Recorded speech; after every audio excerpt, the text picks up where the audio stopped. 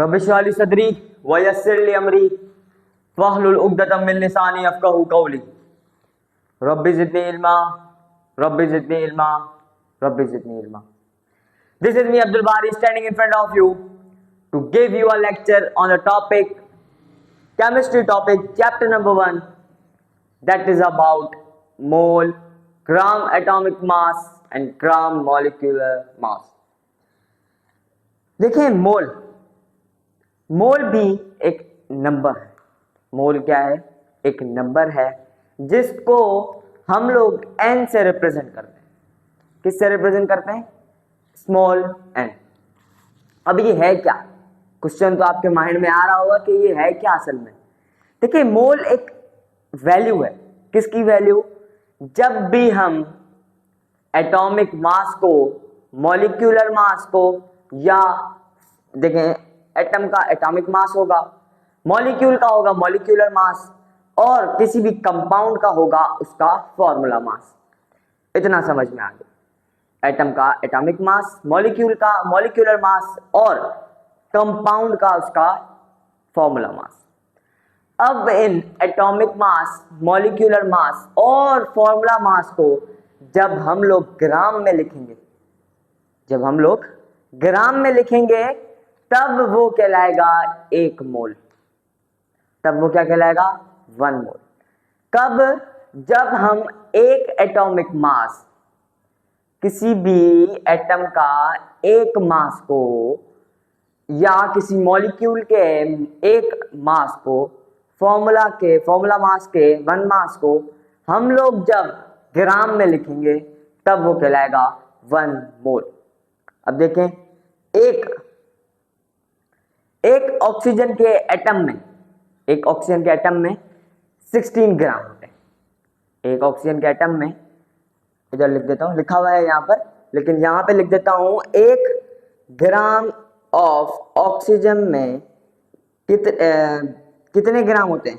एक ऑक्सीजन के एटम में कितने ग्राम होते हैं? 16 ग्राम। 1 एटम ऑफ ऑक्सीजन, एक ऑक्सीजन के एटम में होंगे 16 ग्राम। अब जब एक एटम के अंदर 16 ग्राम है, आपको पढ़ाया कि एक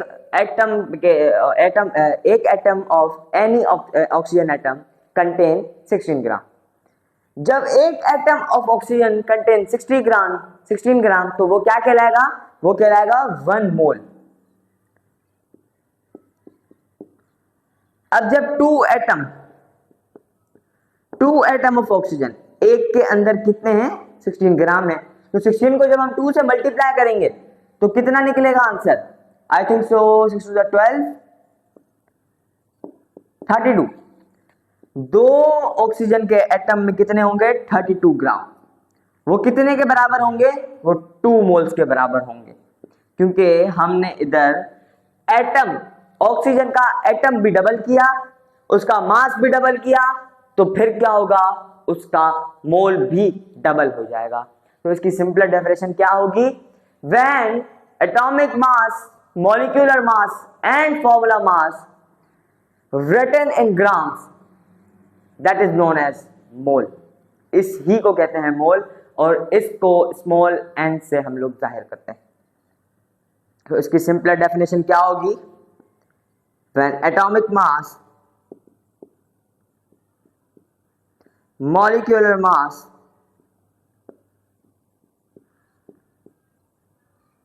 and formula mass was written in gram, that is known as mole। इसको क्या कहेंगे? that is known as mole। अब इसको हम लोग जाहिर किससे करते हैं? it is represented by small n। इसको हम लोग स्मॉल n से जाहिर करते हैं। अब हो गया मोल का टॉपिक बिल्कुल क्लियर। अब आते हैं हम लोग ग्राम एटॉमिक मास। वही एग्जाम्पल है 1 gram of oxygen, 1 atom of oxygen लिख देते हैं यहां पर, अगर आपको ग्राम समझ नहीं आ रहा। सबर 1 atom of oxygen and 1 atom of carbon. अब ऑक्सीजन की हमने एग्जांपल ले ली, ये है ग्राम एटॉमिक मास। जब हम किसी भी एटम के एटॉमिक मास को ग्राम में लिखेंगे तो वो क्या कहलाएगा, वो कहलाएगा ग्राम एटॉमिक मास। किसको लिखे हम लोग, किसी भी एटम के एटॉमिक मास को ग्राम्स में लिखें। किस में लिखें, ग्राम्स में लिखेंगे तो क्या बन जाएगा, ग्राम एटॉमिक मास। एग्जाम्पल ले, एक एटम है कार्बन का, एक एटम लिया कार्बन का। अब कार्बन के एक एटम में है 12 ग्राम। हमने लिया एटम का एटॉमिक मास, एटॉमिक मास को हमने लिखा ग्राम्स में। एक एटम लिया, उसके एटॉमिक मास को लिखा हमने ग्राम्स में, तो ये क्या बन जाएगा, ये बन जाएगा ग्राम atomic mass. 1 atom of carbon equals to 12 ग्राम। जब वो 12 ग्राम का है एक एटम, किसका, कार्बन का। जब एक एटम कार्बन का 12 ग्राम का है तो वो क्या कहलाएगा, वो कहलाएगा उसका ग्राम एटॉमिक मास। और ग्राम एटॉमिक मास को हम 1 मोल भी कह सकते हैं। कैसे कह सकते हैं, यही example the, 1 atom of oxygen हमने लिया, ऑक्सीजन का एक एटम लिया, इसके अंदर थे 16 ग्राम। अब हमने इधर एक ऑक्सीजन के एटम को लिखा ग्राम्स में। जब ग्राम्स में लिखा तो वो क्या बन जाएगा, मोल। तो ये भी सेम एग्जैक्ट है कि जैसे एक ऑक्सीजन का एटम हमने लिया और उसको ग्राम्स में लिखा तो वो बन जाएगा 1 मोल या उसका gram atomic mass.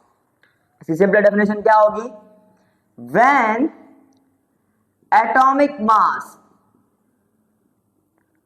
Of any atom written in grams that is known as its gram atomic mass।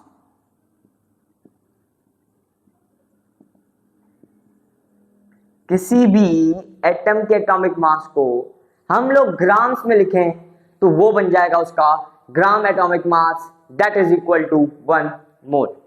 ये आ गया। अब इसको GAM करके पढ़ते हैं, जैम शॉर्ट फॉर्म है इसकी, कहीं पे पेपर्स में आ जाए तो प्लीज कंफ्यूज मत होइएगा। अब है ग्राम मॉलिक्यूलर मास। अब इधर जिक्र ही मॉलिक्यूल का है, इधर किसका था, एटॉमिक मतलब एटम, मॉलिक्यूलर मतलब मॉलिक्यूल्स। जब हम एक मॉलिक्यूल के एटॉमिक मॉलिक्यूलर मास को ग्राम्स में लिखें तो वो कहलाएगा ग्राम मॉलिक्यूलर मास। कंफ्यूज हो रहे हैं अभी, मुझे लग रहा है।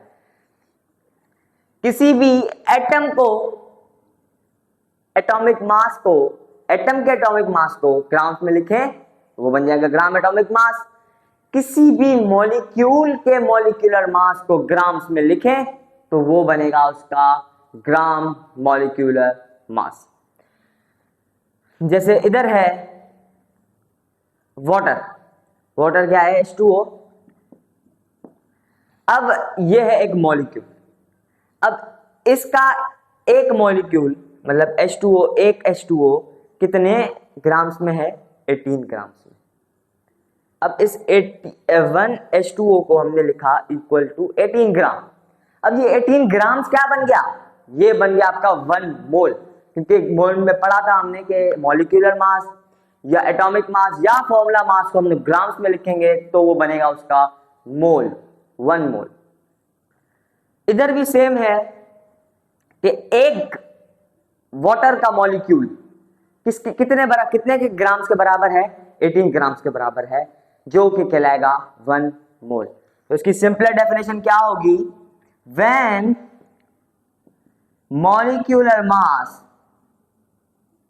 of any molecule written in grams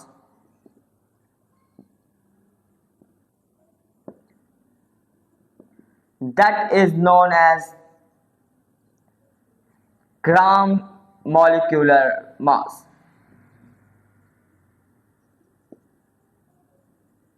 वो क्या कहलाएगा उसका, वो कहलाएगा उसका ग्राम मॉलिक्यूलर मास।